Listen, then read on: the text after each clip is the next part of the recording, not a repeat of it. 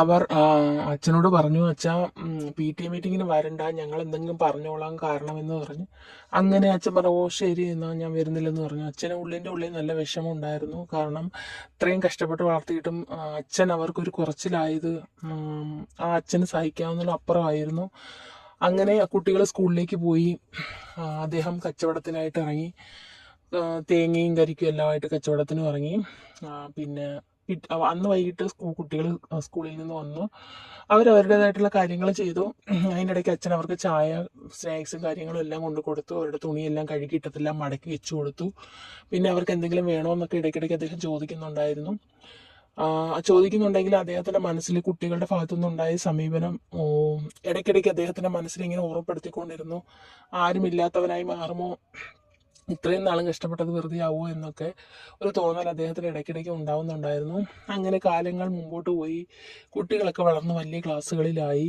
അപ്പോഴും തന്നെ കൊണ്ട് പറ്റുന്ന രീതിയിലെല്ലാം അദ്ദേഹം അവർക്ക് വേണ്ടിയിട്ടെല്ലാം ചെയ്തു കൊടുത്തു.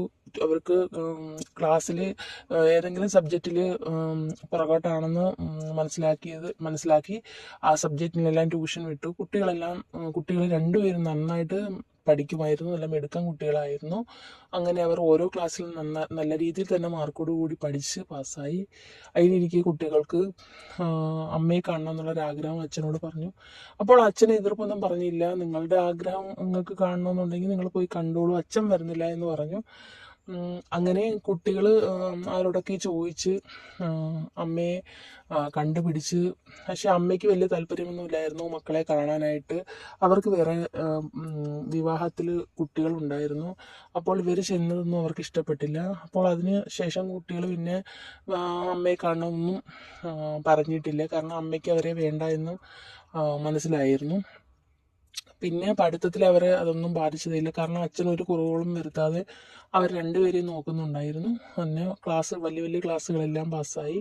അതിനുശേഷം അവർ ജോലിക്കായിട്ട് ട്രൈ ചെയ്തുകൊണ്ടിരുന്നു. പേരും ജോലി സംബന്ധമായിട്ടുള്ള കോഴ്സുകളാണ് പാസ്സായത്. ഒരാൾ എഞ്ചിനീയറിങ്ങും മറ്റേയാൾ അധ്യാപക ജോലിക്കായിട്ടുള്ള TTC കോഴ്സുമാണ് പാസ്സായത്. അങ്ങനെ ജോലിക്കായിട്ട് ട്രൈ ചെയ്തുകൊണ്ടിരിക്കുകയായിരുന്നു.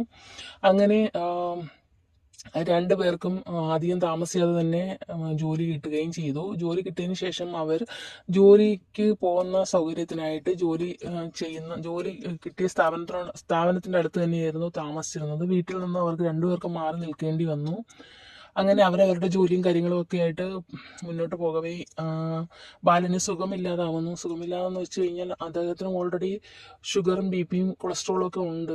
അതിൻ്റെ കൂടെ അദ്ദേഹം ജോലി കഴിഞ്ഞ് ഇങ്ങോട്ട് തിരികെ വരുമ്പോഴത്തേക്കും അദ്ദേഹത്തിന് സൈക്കിളിൽ നിന്ന് ഒരു വണ്ടിയിലിടിച്ച് അദ്ദേഹത്തിന് സാരമായി പരിക്കേറ്റ് ഒരു കാലിൻ്റെ മുട്ടിന് താഴോട്ട് വലിയ പ്രശ്നമായി. അങ്ങനെ നടക്കാൻ പറ്റാത്ത അവസ്ഥയായി. ഹോസ്പിറ്റലിലൊക്കെ മക്കൾ വന്നു. പിന്നെ ഒരാളെ അയക്കുന്നതിനെ കുറിച്ച് അവർ ചിന്തിച്ചു. കാരണം അവർക്ക് പറ്റില്ല നോക്കാൻ, ജോലിയും കാര്യങ്ങളൊക്കെ ഉള്ളതിനാൽ.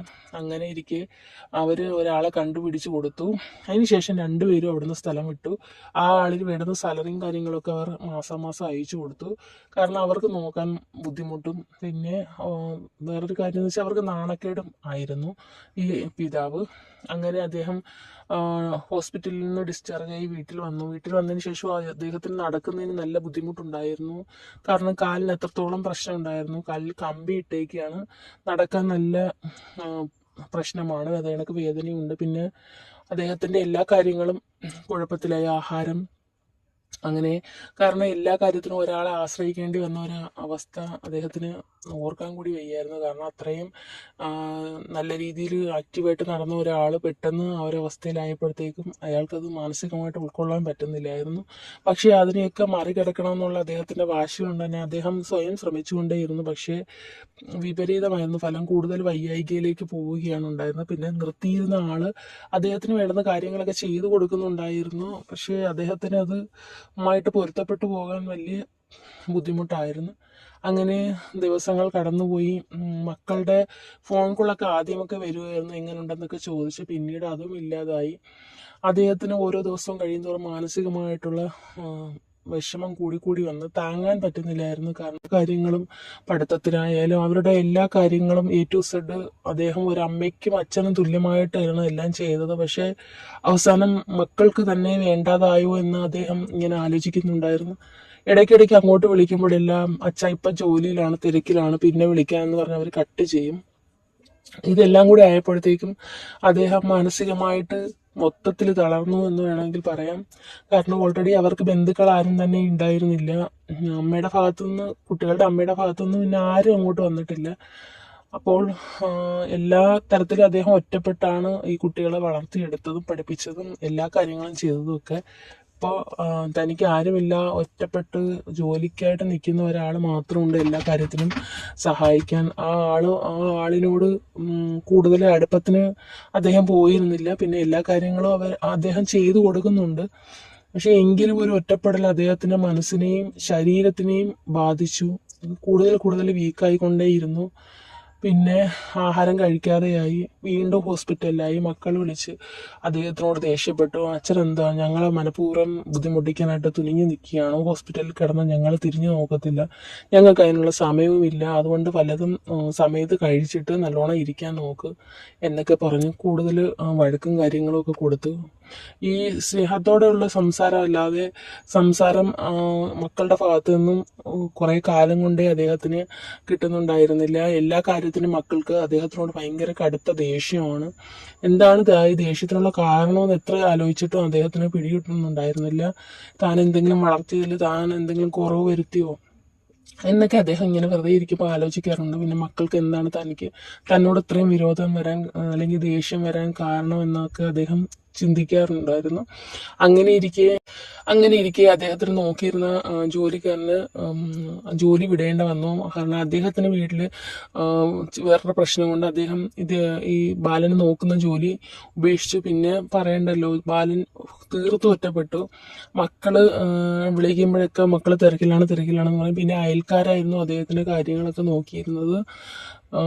ആ വീട്ടിൽ അദ്ദേഹം തീർത്തും ഒറ്റപ്പെട്ട് ഒരു ഗ്ലാസ് വെള്ളം പോലും കുടിക്കാൻ മറ്റൊരാളുടെ സഹായം തേടേണ്ട അവസ്ഥയായിരുന്നു. കാരണം ആ സമയത്ത് എപ്പോഴും അയൽക്കാർക്ക് വീട്ടിൽ വന്ന് നിൽക്കാൻ പറ്റത്തില്ലല്ലോ. എല്ലാം കൊണ്ടും അദ്ദേഹം ബുദ്ധിമുട്ടി.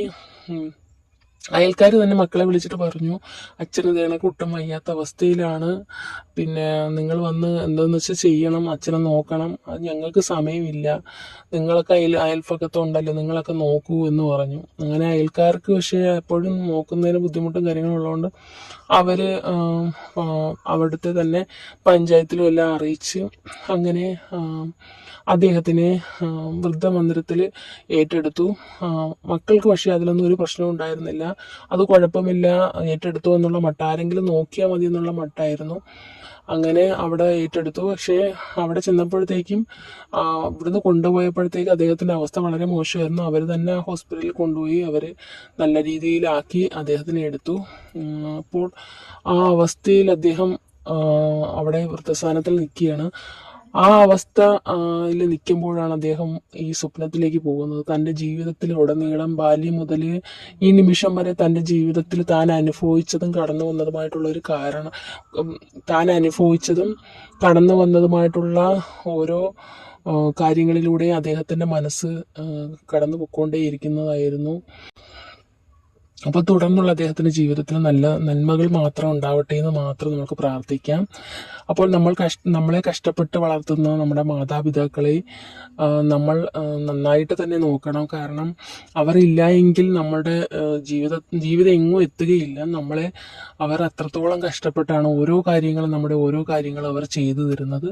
അപ്പോൾ നമ്മൾ ആ കാര്യങ്ങളെല്ലാം ഓർമ്മയിൽ വെച്ചുകൊണ്ട് തന്നെ പിന്നീടുള്ള അവരുടെ കാര്യങ്ങളിലെല്ലാം നമ്മൾ ആ ഒരു ഓർമ്മയോട് കൂടി തന്നെ അവർക്ക് വേണ്ടുന്ന എല്ലാ കാര്യങ്ങളും ചെയ്തു കൊടുക്കണം. കാരണം നമ്മളെ കുട്ടിക്കാലത്ത് അവർ നോക്കിയത് അതുപോലെയാണ്. അപ്പോൾ അവർക്ക് വയ്യാതാവുമ്പോഴും നമ്മൾ അവരെ അതുപോലെ തന്നെ കെയർ ചെയ്യണം, നോക്കണം. എല്ലാവരും മാതാപിതാക്കളെ നന്നായിട്ട് തന്നെ സ്നേഹിക്കുകയും ബഹുമാനിക്കുകയും അവരെ കെയർ ചെയ്യുകയും അവർക്ക് വേണ്ടുന്ന കാര്യങ്ങളെല്ലാം ചെയ്തു കൊടുക്കുകയും ചെയ്യണം. ചെയ്തു കൊടുക്കുമ്പോൾ നമ്മുടെ ഓരോ കാര്യങ്ങളും നമ്മൾ അവർക്ക് വേണ്ടി ചെയ്തു കൊടുക്കുമ്പോൾ നമ്മൾ ആലോചിക്കണം, അവർ കുട്ടിക്കാലത്ത് നമ്മളെ എങ്ങനെയാണ് അവർ നോക്കിയിരുന്നത്. നമുക്ക് വേണ്ടുന്നതെല്ലാം വാങ്ങിച്ചു തന്ന് നമ്മുടെ ഇഷ്ടങ്ങൾക്ക് മുൻതൂക്കം കൊടുത്ത് നമുക്ക് ആഗ്രഹം പറയുന്ന സാധനങ്ങളെല്ലാം നമ്മുടെ മുന്നിൽ എത്തിച്ച് ആ രീതിയിലാണ് ഓരോ മാതാപിതാക്കളും അവരവരുടെ മക്കളെ നോക്കിയിട്ടുള്ളത്. അപ്പോൾ അവർ വയസ്സായി അവർക്ക് വയ്യാതാവുമ്പോൾ നമ്മളും ആ ഒരു രീതിയിൽ തന്നെ അവരെ നോക്കണം. അവർക്ക് ഇഷ്ടമുള്ളതൊക്കെ വാങ്ങിച്ചു കൊടുത്ത് അവരെ സ്നേഹിച്ച് അവർക്ക് വേണ്ടുന്ന കെയറിങ് ഒക്കെ കൊടുത്ത്, അപ്പോൾ നമ്മളെ നോക്കിയതുപോലെ തന്നെ എല്ലാ കുട്ടികളും അവരവരുടെ മാതാപിതാക്കളെയും നോക്കണം. അതാണ് നമുക്ക് അച്ഛനും അമ്മയ്ക്കും വേണ്ടി ചെയ്തു കൊടുക്കാൻ പറ്റുന്ന ഏറ്റവും നല്ല ഒരു കാര്യം. അപ്പോൾ നിങ്ങൾക്ക് ഈ സ്റ്റോറി ഇഷ്ടമായെങ്കിൽ നിങ്ങൾ ലൈക്ക് ചെയ്യാനും കമൻറ്റ് ചെയ്യാനും സബ്സ്ക്രൈബ് ചെയ്യാനും മറക്കരുത്. ഓക്കെ.